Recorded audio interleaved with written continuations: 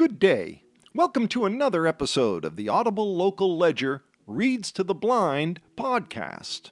You can get more information at audiblelocalledger.org. Stay tuned for today's reading. Well, good day, everyone, and welcome to today's broadcast of the Tuesday, January 30th edition of the Cape Cod Times. This is Doug Fagan, your volunteer reader, coming to you today, as always, from the studios of the Audible Local Ledger here in Mashpee, Massachusetts. We'll begin today's broadcast with the weather. But before I get into the specifics, I will tell you it is bitingly cold outside. The thermostat in my car said 28 degrees as the outside temperature coming in here today. There's a little breeze, but it's just bitingly cold and raw outside. So I'd suggest if you do not have to go anywhere today, don't. It's cold. All right, let's take a look at today's forecast as well as the extended forecast through Saturday of this week. For today, we're going to have a high of 30 degrees with partial sun, partial clouds. So that's only 2 degrees warmer than it is right now.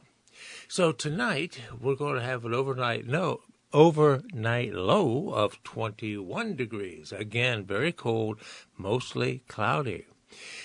Now, it warms up a little bit Wednesday, Thursday, and Friday. So Wednesday, we're going to have a high of 35 degrees. Low clouds, not as cold, an overnight low of 28. Thursday, looking even better. 42 degrees, partial sun and clouds, overnight low of only 37. So 42 degrees Thursday and 41 Friday. So not too bad Thursday and Friday. Cloudy with a possible shower in spots on Friday. Then Saturday we get cold again, and we're going to have some sunshine, but 31 degrees as a high with a low of 20 on Saturday.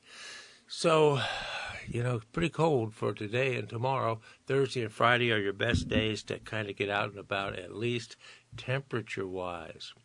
Looking at the temps around the Cape, they're very consistent as always. On the west side of the canal, Wareham 28 and Buzzards Bay 28 as well. Sandwich, high of 28 degrees today. Mashpee 29, Falmouth 27. Barnstable, you're going to have a high of 30 as well as Hyannis and Dennis and Chatham, along with Brewster as well, and Eastham also 30. Little colder as you move out to the tip of the Cape with Truro at 29 and P-Town. Provincetown out at Race Point is going to have a high of only 28 degrees today. And unless you've got a wonderful wetsuit and really kind of a crazy attitude, don't go swimming today. Water temp in Cape Cod Bay today, 41 degrees, not very swimmable. Wave heights a little higher, 6 to 10 feet, wind direction north-northeast, 8 to 16 knots. Water temp out on Nantucket Sound, even a little bit colder by 2 degrees, 39 degrees in Nantucket Sound today. You're not going to survive very long if you go swimming out there. Wave heights 3 to 6 feet, wind direction north-northeast, 10 to 20 knots. Now, moving out to the islands, out on Nantucket, we have 31 degrees as a high at Nantucket Village, 29 at Secaucet, and moving west into the towns of Edgartown and Oak Bluffs on Martha's Vineyard. Both have a high of 30 degrees today with broken sunshine and some clouds. All right, friends, there you have it. Not the best of days, but hey, we're on the right side of the earth, so there you have it. Pretty brutally cold. And again, the best days for you to go out and about, temperature-wise at least, Thursday and Friday at 42 and 41 degrees, respectively. Again, today a high of 38, and Wednesday tomorrow, 35. All right, friends, that's a look at today's weather and an extension into the week. Let's now turn to page 1 of today's Tuesday, January 30th, Cape Cod Times, and see what we have there. And as we do that, I would say it is, I don't know, like every week I come in here, seems like the week has just flown by, and here we are at the end of January already. Oh, it seems like Christmas was just the other day. Oh, by the way, property taxes are due this coming February 1st, which would be on Thursday. Just a reminder, property taxes due Thursday, February the 1st. All right, now moving to page 1. All right, here on page 1 of today's Cape Cod Times is the headline article, which says, Bourne Housing Authority may equip staff with body cameras. It's by Rachel Devaney of the Cape Cod Staff, and it has a dateline of Bourne. There's also a picture accompanying this with the underlying statement, a plan to equip Bourne Housing Authority staff with body cameras is on hold after residents at meetings in November and December voiced concerns about privacy rights. The agency is in charge of 122 public housing units in Bourne, including at Roland Finney Place, shown in the photo above, which is in Pocasset. All right, friends, here's the article. In June of 2021, 76-year-old Paula McDonald told her son Jack McDonald that a Bourne Housing Authority maintenance man sexually assaulted her on June 17th in 2021 at her apartment. That news blew my socks off, her son Jack McDonald said. The following day, he accompanied his mother to the Bourne Police Department, where she reported the incident to the police. The maintenance worker was charged with rape and assault and battery on a person over age 14, but the case was dismissed by October, according to the court. And documents that Jack McDonald provided to the Times about the dismissal. He said there was not enough evidence, but the clerk magistrate did not even speak to my mother. It was a farce of a hearing, McDonald said. After the case's conclusion, McDonald said his mother was so troubled by the alleged sexual assault that her health rapidly declined, and she died then on May 21 of the year 2022. So the Bourne Housing Authority responds by creating body camera policy. Now, that incident prompted Housing Authority staff and the Board of Commissioners to create a body camera policy for Housing Authority maintenance, management, and administrative staff, said Thomas Spence, a commission member. The commission approved the policy unanimously on February 17th of 2022, according to documents provided to the Times by the Housing Authority Executive Director, Cara Glasso Garcia, in an email. Residents were notified when Housing Authority staff posted paper copies of the policy to the doors of every Housing Authority unit on November 16th of this past year, 2023, just 2 months ago, roughly. And that's according to Jay Knowles, a Housing Authority resident. So what is the Bourne Housing Authority?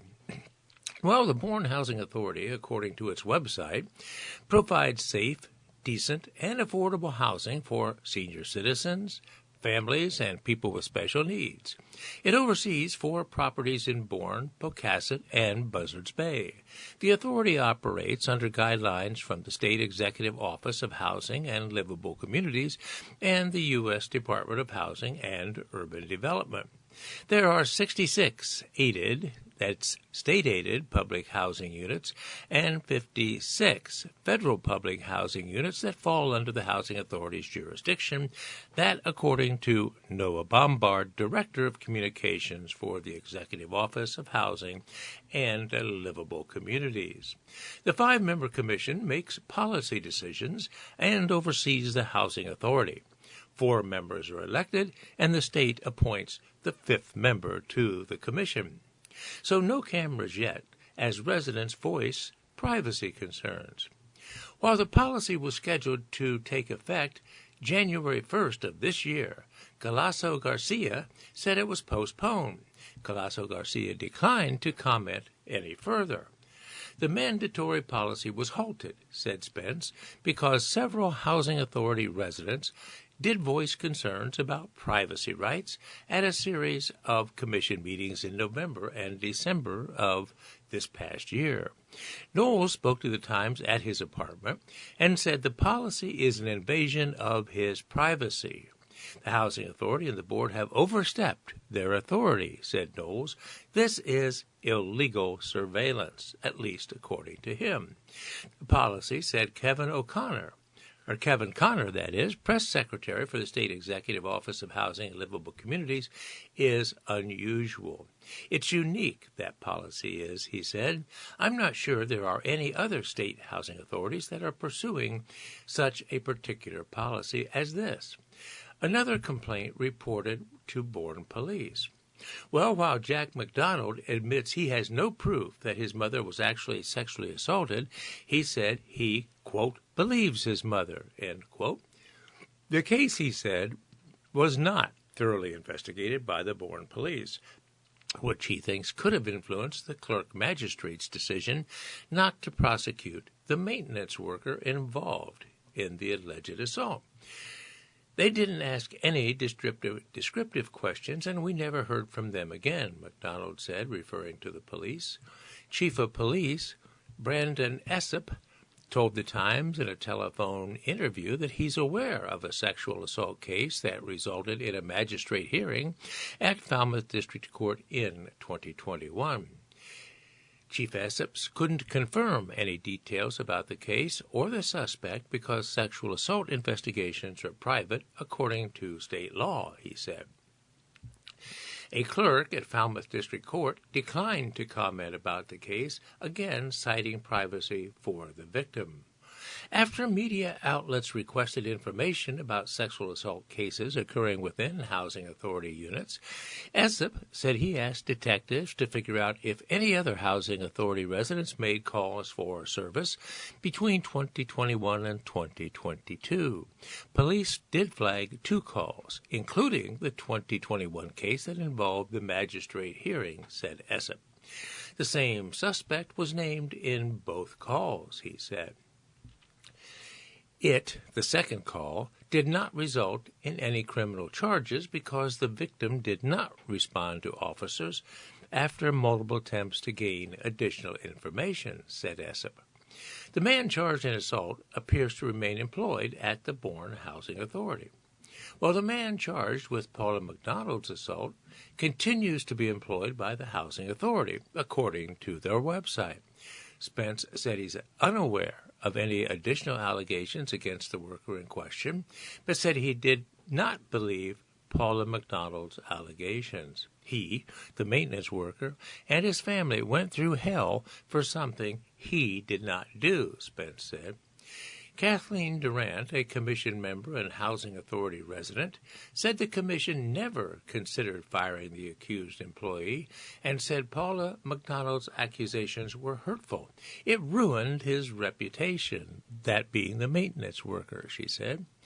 So what does the body camera policy entail? Well, the body camera system, which has already been purchased, said Spence, would be run by the Housing Authority's Management Office according to the body camera policy document. Spence said he was not aware of the cost associated with the body camera system. Galasso Garcia declined to comment on questions associated with the body camera system. Since the moratorium on the policy, Housing Authority attorneys have been reviewing policy guidelines, so said Spence. However, once the policy does move forward, staff members will be required to activate camera devices before entering a leased Housing Authority unit for any purpose. A waiver is attached to policy documents, which residents must sign. Residents were told, said Rosalie Cole, a resident who lives in Rolland Finney Place, that the policy is mandatory.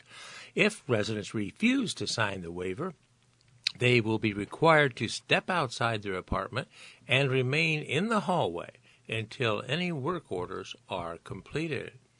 What if a job takes multiple hours? I'm just supposed to stand in the hallway, said Cole, who has lived in her unit for 7 years. So are body cameras protection for staff, or are they an invasion of privacy? Well, Spence likened the body camera policy to surveillance at establishments such as Market Basket. The body cameras, he said, would protect both housing authority staff, maintenance workers, and tenants. We don't care if you've got a collection of shrunken heads in a unit. That isn't our business, he said. We just want to protect anybody from the office of being accused of something they did not do. In addition to public safety purposes, the policy is designed to document and review statements, promote transparency, accountability, and to build community trust. Also, to deter unlawful activity and uncooperative behavior by staff members and residents, and to provide information for training and to assist in any necessary investigations. So, something horrific, but the Housing Authority has been anything but transparent, said Cole. They, the Housing Authority staff, will not tell us what happened, said Cole. She, meaning Galasso Garcia, just said something horrific happened. How are we supposed to trust them when they won't be upfront with us? Knowles isn't against audio and video recording in public places, such as grocery stores, he said, that being Knowles, the resident, adding that the policy is one-sided in his opinion. If you bring activated audio and video devices into the tenant's home, it's no longer a home. It becomes a police state, he said. Leave the body cams to law enforcement, or better yet, donate them to the Bourne Police Department. Spence argues that units that fall under the Housing Authority aren't private since they fall under state and federal funding guidelines. Commissioners approve all Bourne Housing Authority policies and must be in compliance with State Executive Office Housing and Livable Communities regulations, said Bombard. The state agency has no policies or regulations governing the use of body cameras at local housing authorities, Bombard wrote in an email to the Times. Connor, the press secretary for the State Housing Agency, said State Council would need to review the policy to see if it violates residents' privacy rights. Durant said Commission and Housing Authority staff members have been outlining policy guidelines since Paula McDonald made her allegations against the worker. She feels confident in their decision. As a resident, I don't have a problem with the policy, whether I'm home or not home, she said. I don't feel like anyone is spying on me, as I have nothing to hide. So we may never know what really happened.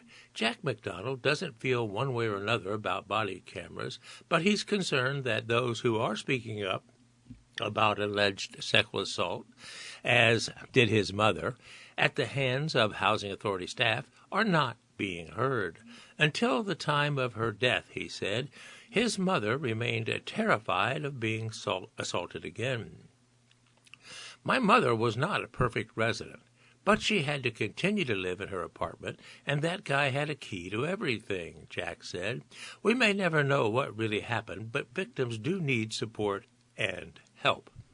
All right, that's the end of that article, friends, about the controversy regarding the invocation of a policy to allow maintenance, administrative staff, and others at the Bourne Housing Authority to be equipped with body cameras, and whether it is or is not an invasion of residents' privacy rights. And that now has been turned over to Council as the Commission continues to ponder the policy.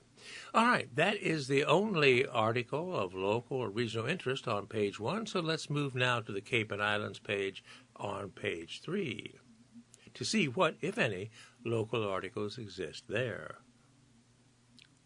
And here, yet among many ads and pictures, we find an article that does reflect local interest, and it's entitled Photos Show Erosion Toll at Coast Guard Beach Over Half a Century.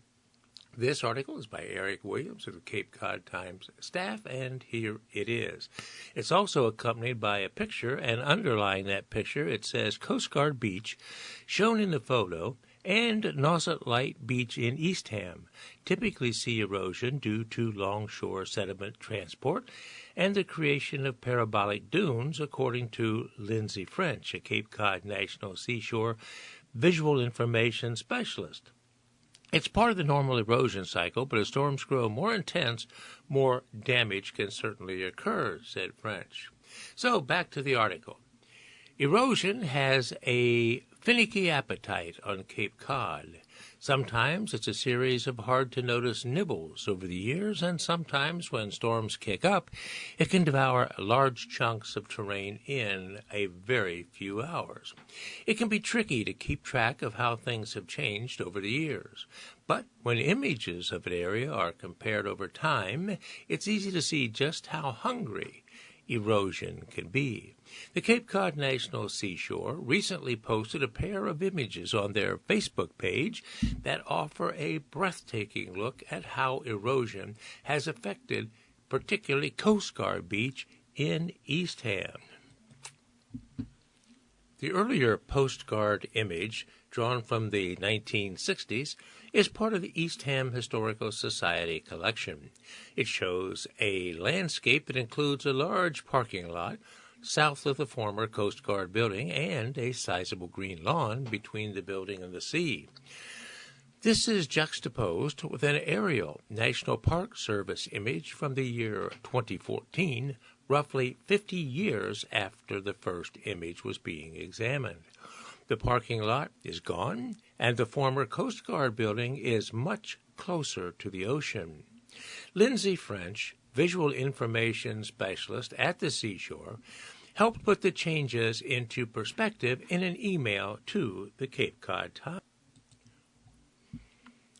Coast Guard Beach and Nauset Light Beach typically see a decent amount of erosion due to longshore sediment transport and the creation of parabolic dunes, wrote French. It's part of the normal erosion cycle, but as storms grow more intense, obviously more damage can occur. So how much of the bluff has been lost in Eastham? Well, according to French, the bluffs lose about 3 to 5 feet per year, more so if we get a particularly bad storm.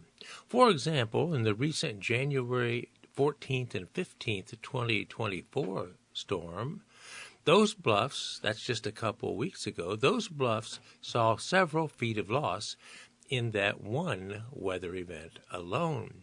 Assuming that the postcard image dates from about 1965, French estimated that the shoreline has probably lost anywhere from 177 to 295 feet in the past 59 years, give or take a few feet.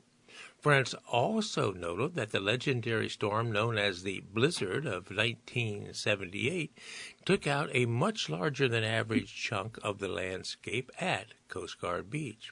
That larger than average chunk in 78 included the parking lot seen in the image from the 1960s. Coast Guard parking lot gone. Outermost house is washed away, was the headline on a February 10, 1978 story in the Cape Codder newspaper that reported, quote, all parking spaces at Coast Guard Beach in Eastham had been permanently claimed by the Atlantic Ocean, end quote. And it wasn't just the parking lot that was hard hit. To the south, beyond the remains of the parking lot, the sea and gulf structures on what remained of the Nauset Spit, according to Cape Codder articles. A seashore history of Coast Guard Beach adds this description of the 1978 storm, quote, waves repeatedly swept over most of Nauset Spit as well.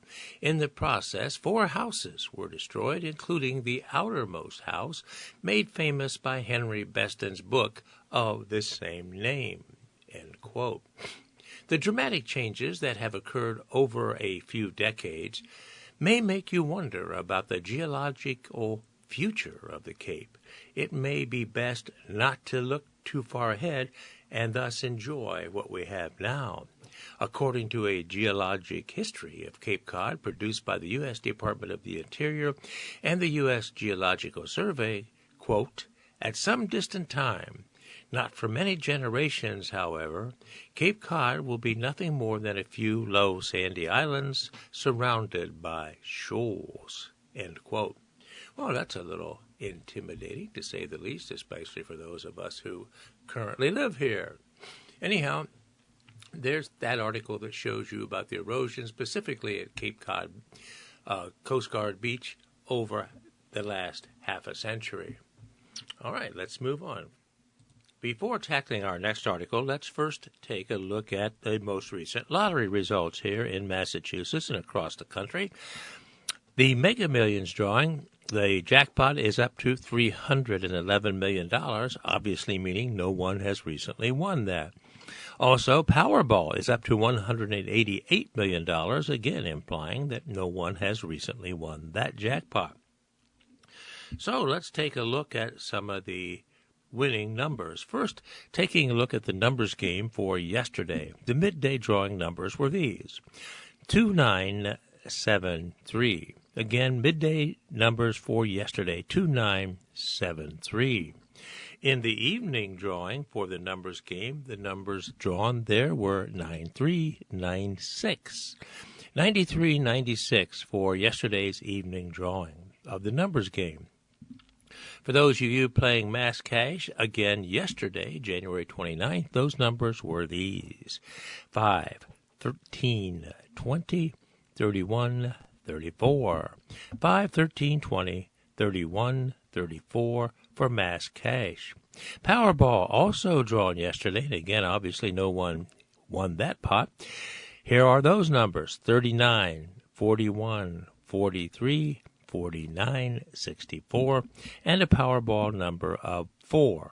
Again, Powerball yesterday, 39, 41, 43, 49, 64, Powerball of 4.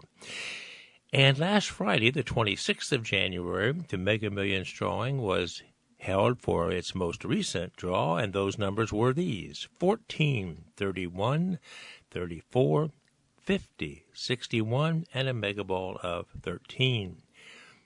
Again, Mega Millions from last Friday: 14, 31, 34, 50, and 61, and a Mega Ball number of 13. And finally, the Mega Bucks drawing, which was held again yesterday, the 29th of January. Here are those numbers: 3, 15, 18, 25, 33, and 40. Mega Bucks yesterday: 3, 15, 18, 25, 33, and 40. All right, friends, there you have it. And for those of you who continue to play, I say as I always do, good luck, players. All right, now moving on, there's another article here on page 3 of the Cape Cod Times for today, January 29th, and its title says, Musician's Drummer. Frank Shea, Cape Cod jazz icon, dies. It's by Gwen Friss of the Cape Cod Times Network. And here's the article. Jazz drummer Frank E. Shea, that's spelled S-H-E-A, who played weekends in the 70s and 80s at the Columns in Dennis with the Lou Colombo Band and other greats, has died at age 93. He became the first called drummer for the Cape, said John A. Basile, author of Cape Cod Jazz, From Colombo to the Columns. Frank was in such demand, he was always the guy you called first when you needed a drummer, Basile said. He was such a musical drummer, always supporting and driving the band. Saxophonist Bruce Abbott, a longtime friend and colleague of Shea's, emailed to the Times. Abbott, who lives in Brewster but was traveling in Vietnam, emailed comments when contacted after his friend's January 20th death. I loved hearing his stories and perusing the scrapbooks from his life in jazz, Abbott wrote. We spent many hours listening to and discussing music, and I continue to be inspired by his insight. That was his gift to me. Frank was a musician's drummer, Basile, who has a chapter about Shea in his 2017 book, said. He could play a lot of styles of jazz. He told me the most important thing was to make everyone in the band feel comfortable. Before coming to the Cape to raise his 4 children in the 70s, Shea toured with the Treniers, that's Treniers, a well-known rhythm and blues swing band, and even did guest performances on TV variety shows. Shea's youngest daughter, Catherine Shea of Florida, said her father always rooted for the underdog, including the many friends and colleagues who were black musicians and faced segregation when touring in the South. My father was beat up many a time for being a white guy in a black band, she said. He was often the one who had to get off the bus and get all the food because his black friends were not allowed in the restaurant. She said her father got beat up one time when he walked into a colored-only restroom to protest segregation. Black culture, community, and music is what he was drawn to and influenced by. It's definitely part of his story, said his daughter. So he was a self-taught musician. Born and raised in Bridgeport, Connecticut, Shea fell for the sounds of jazz and big band music early, and by his early teens, the self-taught musician realized his innate talent. He picked up drumsticks and never put them down. At their dinner table, he would have a drum pad and sticks. It's all he knew, and he raised a family on it. He played professionally up until his 80s, Shea said. Shea's wife of more than half a century, Shirley A. Shea, said her husband lived for his music and his family. He played at the Collins, the Captain's Table, Witchmere Club, she said. People liked my husband because he was a nice man. She recalled a time when Tony Bennett was playing Cape Cod and sent a band member to recruit Frank Shea for the tour. Shea declined, saying he did not want to leave his family. He was a great father. He was a great father, and he encouraged our children to do whatever they loved and were good at, said Shirley Shea, who had 3 little ones of her own when she and Frank met and married in Chicago in 1967. The couple later had a daughter of their own, Catherine. The Shea's son, Mark Ayala, and his wife, Melissa, own the Little Capistrano bike shop in Eastham, and he sells wood carvings, a skill his father urged him to pursue. After living in Florida, Frank and Shirley moved back to the Cape in 2013, retiring to Orleans, until Frank's health required a move to Plymouth Rehabilitation and Health Care Center. Older folks on the Cape would remember him, Basile said. These were guys that were part of another great musical generation. All right, there you have it. The death of renowned jazz drummer Frank E. Shea at age 93. All right, friends, at this point we are just a couple minutes past the halfway point of our broadcast for today, January 29th, and let's now turn to the obituary page. Our first obituary is that of Claire Warren, spelled W-A-R-R-E-N, and here is her obituary. Claire Martha Warren of South Dennis, Mass., passed away peacefully with her family at her side on Wednesday, the 24th of January. Claire was in her 90th year of an active, fulfilling life. Claire is survived by her beloved husband of 65 years, John, as well as her children, Mary Elizabeth, Francis, and Thomas, along with 11 grandchildren and 2 great-grandchildren. She was predeceased by her son, Jack. Claire was a competitive athlete and talented artist, seamstress, and knitter. She was always keen on improving. She was passionate about her tennis game and tolerated golf, but she did score a hole-in-one at the Island Club on Marco Island, Florida. She was an ardent bridge player and was always up for a card game of pitch on a summer night on the Cape. After years of successful motherhood, Claire and Jack had the time to visit Colorado, Norway, Kenya, Paris, and Rome, the tennis mecca Wimbledon as well, and spent many relaxing years on Marco Island, Florida. Among Claire's greatest joys was that of her role as mother, grandmother, and great-grandmother. In honor of Claire's athletic achievements, those who may wish to donate to her granddaughter Juliana's charitable cause in running the Boston Marathon, you can do that by making a contribution to that endeavor. Friends and family are invited to a funeral service to be held at the Hallett Funeral Home in South Yarmouth on this Friday, February the 2nd. Visiting hours are from 10 a.m. to 12 noon. Funeral services will begin at noon. All right, there you have it, the obituary of Claire W. Warren. Our next obituary to the Times today is that of Joseph Quaetti, I hope I'm pronouncing that right. It's spelled Quetti. Has a date line of East Falmouth. Joseph Quetti, 61, of Falmouth, died suddenly on Tuesday, January the 23rd, in Mashpee. Joey was born on February 18, 1962, and grew up in Richmond, Massachusetts. He was a graduate of Taconic High School and learned the auto body trade from his father, Big Joe. Father and son worked side by side at Quetti Auto Body for many years. Joey was an avid outdoorsman who enjoyed hunting and fishing. As a young boy, he loved motocross, water skiing, and snowmobiling with his friends. Later in life, Joey left the auto body business to pursue the masonry and landscaping trades. When he was a child, Joey's family traveled to Cape Cod every summer for vacationing, and he always loved being close to the ocean. A number of years ago, Joey and his longtime partner, Sue Haas, decided to move to Falmouth and started a successful business called J&S Landscaping. Joey was a dog lover who always had a golden retriever by his side. His latest pup, Pirate, always tagged along while Joey was working, making friends wherever he went. Joey is survived by his partner, Susan Haas, his twin sons, Jason and Justin, and his partner, Shannon Handlowich. A memorial service will be held in Richmond, Mass. In the summer of this year, 2024.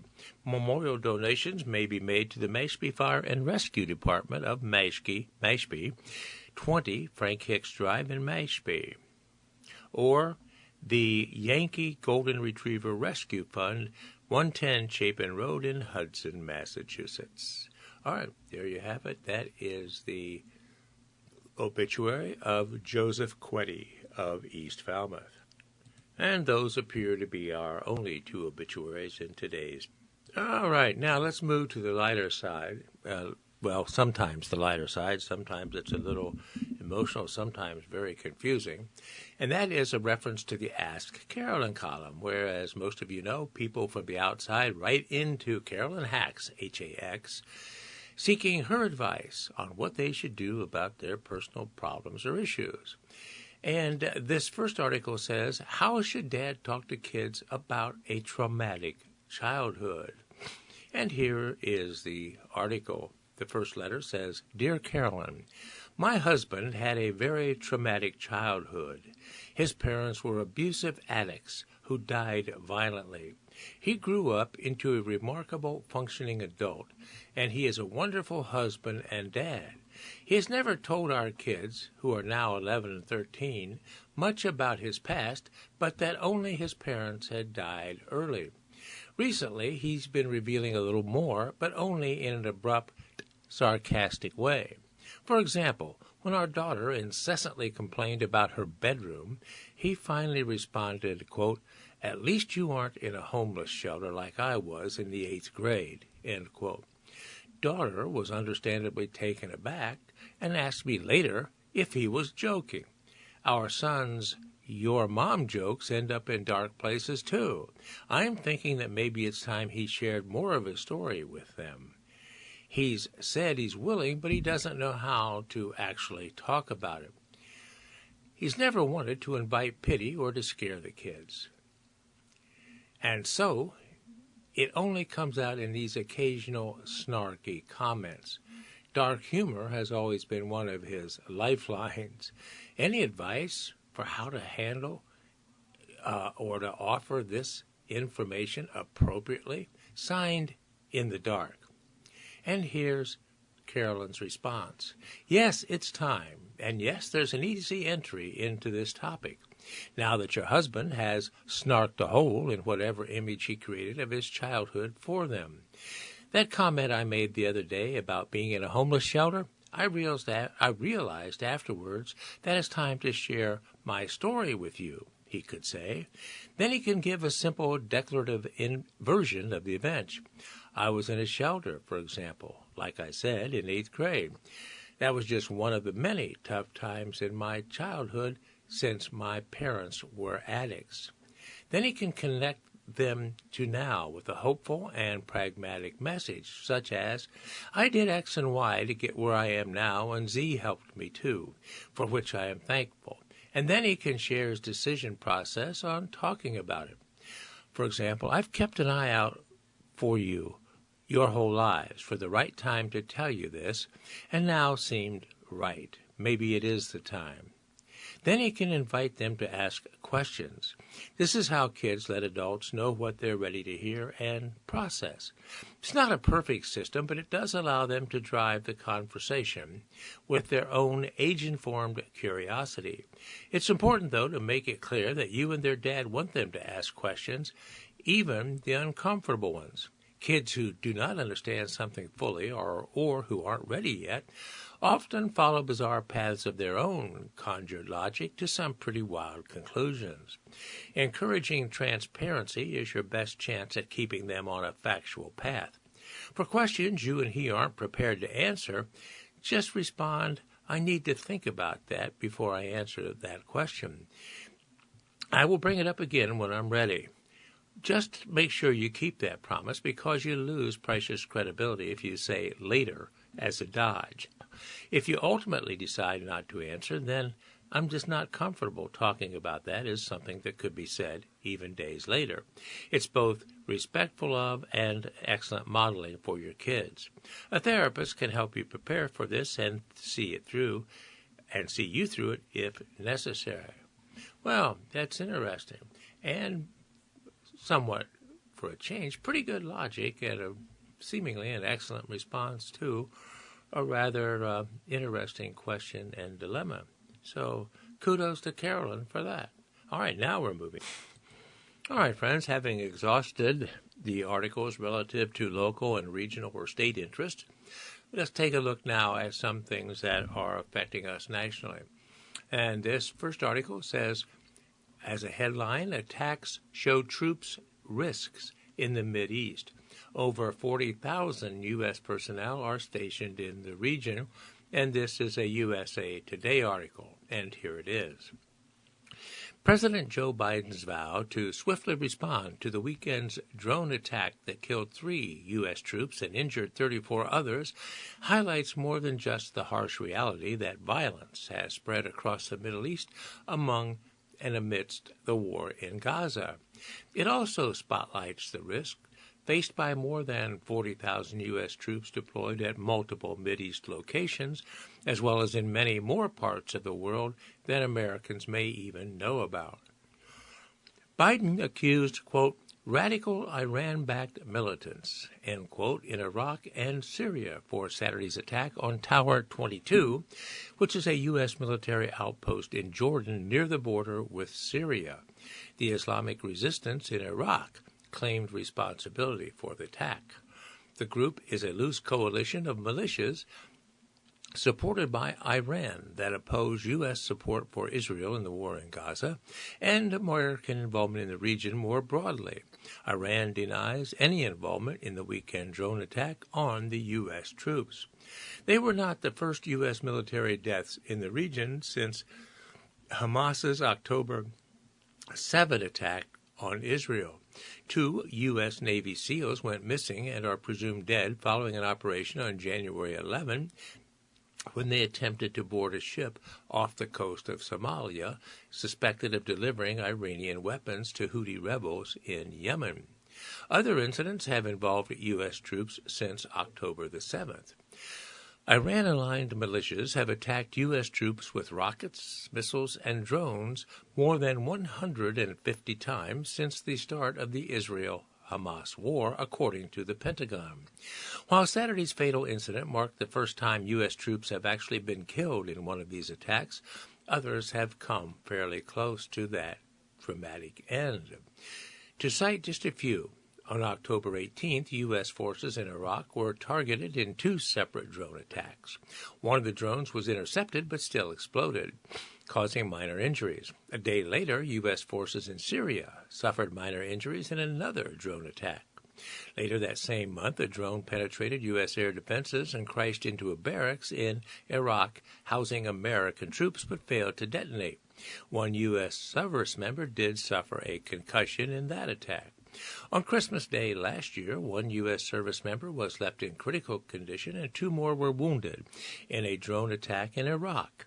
On January 20 of this year, 4 U.S. soldiers suffered traumatic brain injuries after Iran-backed militias fired multiple powerful ballistic missiles and rockets at an air base in Iraq. So, where are U.S. troops stationed in the Middle East? About 2,500 U.S. troops are based in Iraq and 900 in Syria. The Pentagon says they are there to prevent a resurgence of the Islamic State, to act as a deterrent. Iraq wants troops on its soil to leave because it views them as destabilizing for the country and the region, though it has not set a deadline for removal of such troops. U.S. critics such as Benjamin Friedman, policy director of the Washington-based Defense Priorities think tank, say the soldiers who were killed and wounded should not have been there in the first place. The militia that killed U.S. forces should be held accountable. But we should ask why U.S. forces are in the area. They were left in range of repeated drone and missile attacks. What cause justified this predictable danger? The answer is none. The U.S. government put them in harm's way in service of a murky and pointless mission. So he said. Following Hamas's attack on Israel, the Pentagon scrambled 2 aircraft carrier groups with approximately 7,500 military personnel aboard each to the Middle East. U.S. Defense Secretary Lloyd Austin ordered 2,000 troops to be ready to deploy to the region, though they are not likely to serve in combat role. Thousands of U.S. troops are stationed in Bahrain, 9,000 that is. Kuwait has 13,000 and Qatar 8,000, along with a few thousand each in Jordan, Saudi Arabia, and the United Arab Emirates. The Pentagon does not consistently release precise totals, and most figures are estimates based on media releases and statements from the White House. There are, however, reports that the U.S. maintains a classified military base in Israel's Negev Desert, codenamed Site 512. If true, it could be as close as 20 miles from Gaza. It's thought to be a radar site for monitoring missile activity. A subline into this next paragraph says hundreds of thousands of U.S. troops are overseas. As of 2022, about 220,000 U.S. military and civilian personnel were serving in more than 150 countries, according to the U.S. Defense Department. And they are up to 800 U.S. military bases overseas, according to data from the Pentagon and from David Vine, an anthropologist and expert on U.S. military at American University. The vast majority of U.S. military personnel overseas are not engaged in actual fighting.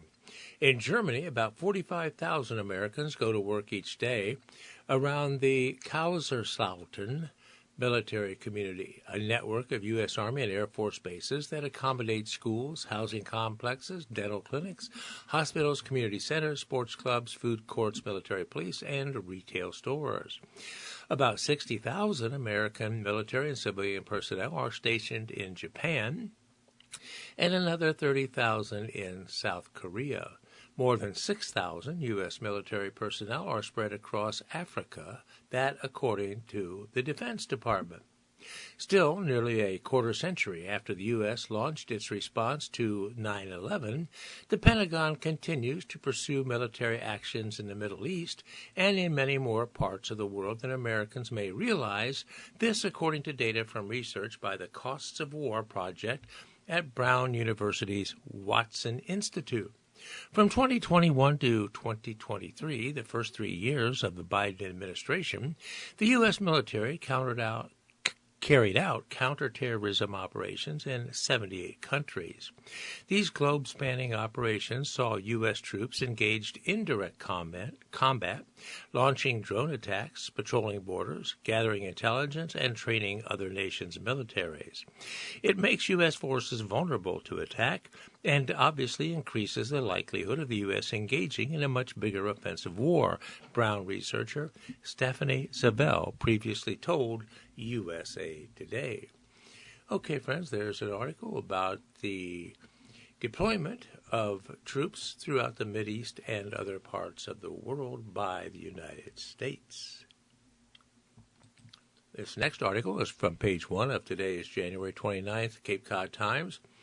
It says the Fed faces expectation for rate cuts. It's accompanied by a picture of Federal Chair Jerome Powell says the Fed doesn't make political considerations, but rather, quote, we think about what's the right thing to do for the economy, end quote. This article is by Christian Rugeber of the Associated Press, and it's got a subtitle of Inflation Seemingly in Check as the Board Meets. And here's the article with the dateline of Washington, D.C. Federal Reserve Chair Jerome Powell will enter this week's Federal Reserve meeting in a much more desirable position than he likely ever expected. That being, inflation is getting close to the Fed's target rate. The economy is still growing at a healthy pace, consumers keep spending, and the unemployment rate is near a half-century low. A year ago, most economists had envisioned a much darker outlook. As the Fed raised interest rates at the fastest pace in 4 decades to fight high inflation, most economists warned of a recession, possibly a painful one, with waves of layoffs and rising unemployment. Even the Fed's own economists had projected that the economy would sink into a recession in 2023. The unexpectedly rosy picture, one that's sure to be subject to heated debate in the 2024 presidential race, may have left some Fed officials saddled by uncertainty. With their frameworks for assessing the economy upended by the pandemic and its aftermath, it's hard to know whether the economy's healthy conditions can endure. It almost feels like what we saw in the second half of last year was too good to be true, said Nathan Sheets, chief global economist at Citi, and a former Fed economist. When things are too good to be true, you want to try to scratch the surface and say, how durable is this?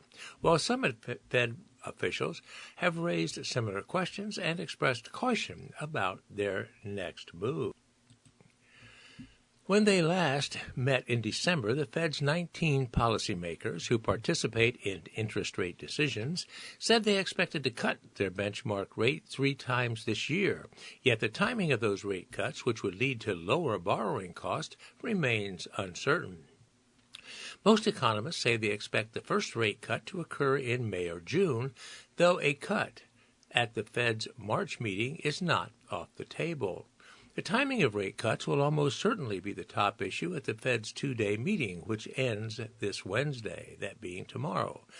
The Fed is all but sure to announce after the meeting that it's leaving its key rate unchanged at about 5.4%, where it has stood since July, the highest point in 22 years.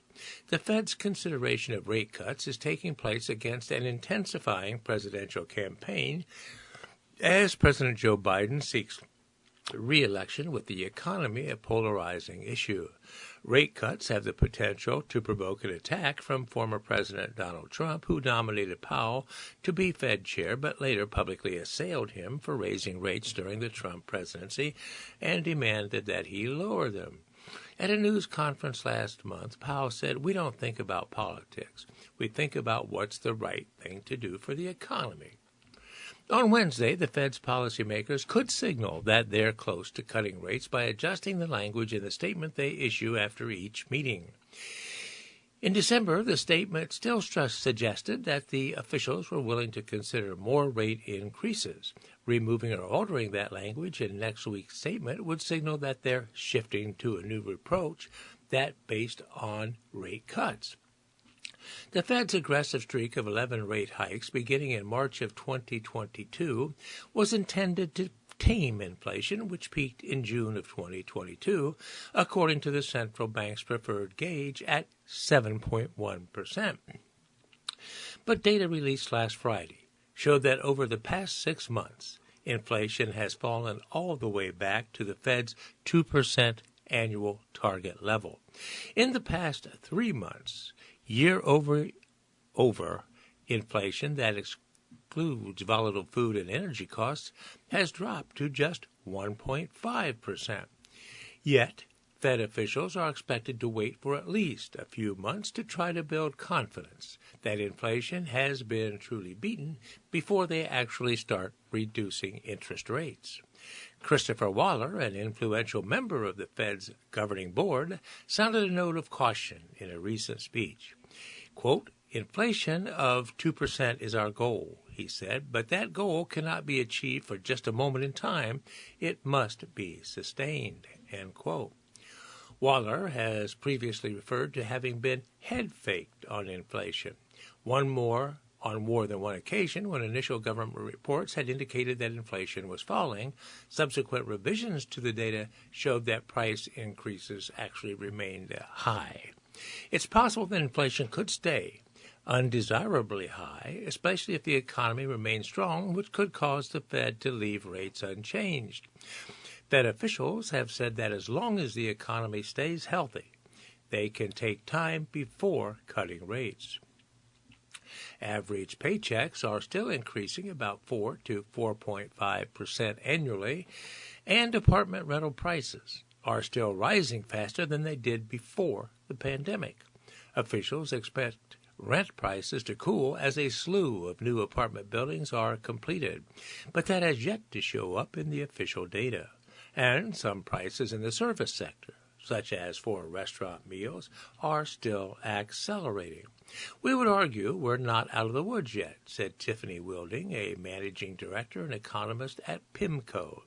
"The Fed does not want to be Arthur Burns," she added, referring to the Fed chair from the 1970s who was widely blamed for cutting rates too soon and allowing inflation to become more deeply entrenched in the economy. At the same time, the Fed is grappling with an equivalent risk in other direction, that it might keep its key rate too high for too long and thus potentially trigger a recession. Consumers spent at least a healthy pace in the final 3 months of last year, but they could eventually pull back in the face of higher borrowing costs and prices that are still well above where they were 3 years ago. All right, there you have it on what the Federal Board may do with regard to consideration of interest rate cuts for the near future. So we'll all be following that rather closely in the weeks and months. Well, friends, as we conclude our broadcast, a quick reference to sports. As you know, the San Francisco 49ers came from a 17-point deficit to defeat the up-and-coming Detroit Lions. And they, along with the Kansas City Chiefs, who defeated the favored Baltimore Ravens, those two teams, the Chiefs and the 49ers, will participate in Super Bowl 48 on February 11th at 6:30 p.m. And a reminder of another date that affects us all, property taxes are due Thursday, February the 1st. Okay, friends, that pretty much does it for today's broadcast of today's January 29th, Cape Cod Times. It's been my pleasure to read to you today, and I'm looking forward to reading for you again next week. This is your volunteer reader, Doug Fagan, saying goodbye to you for today and wishing you a safe and healthy day and week ahead. Talk to you in the very near future. So long for now.